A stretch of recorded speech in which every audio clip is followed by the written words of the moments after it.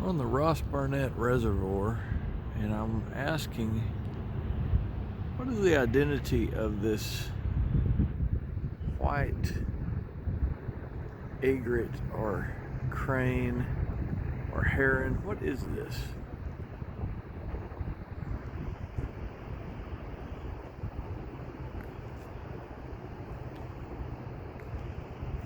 This thing must stand 3 or 4 feet tall, pretty big.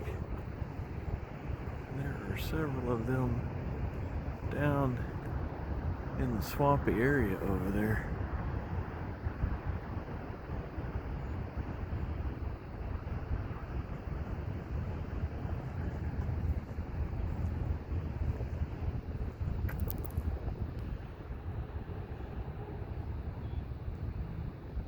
Got sun in my eyes and I'm having a hard time focusing and capturing my subject.